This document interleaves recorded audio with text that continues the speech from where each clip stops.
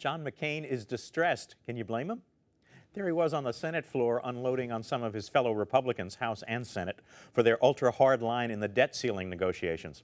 What is really amazing about this, he declared, is that some members are believing that we can pass a balanced budget amendment to the Constitution in this body, that would be the Senate, with its present representation, that would be only 47 Republicans when they'd need 67 votes, and that, he said, is foolish. That is worse than foolish. That is deceiving.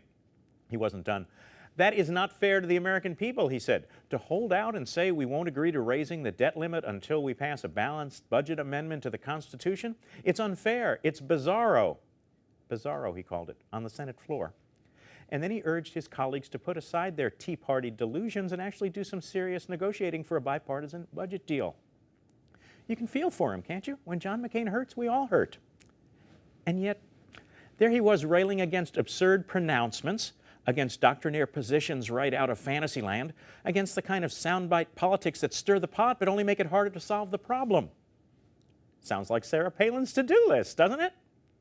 And who was it who unleashed Sarah Palin on the world? And that Sarah Palin attitude and that whole gaggle of Sarah Palin wannabes, Michelle Bachmann and all the rest? None other than John McCain. He put her on his ticket. He made her famous. Dr. Frankenstein, call your office. Dr. Frankenstein, please call your office. You think the debt ceiling fight is more substance-free than it ought to be? More acrimonious than it can afford to be? Thanks Sarah Palin, the mama grizzly, the pit bull with lipstick, with her death panels and her Hopi changes and her Twitter-sized grasp of the world. And John McCain, he's the reason Sarah Palin isn't still tucked away in some distant corner of the continent somewhere.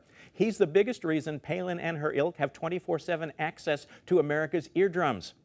So now John McCain is distressed at the state of debate in this country. Can you blame him? Blame him.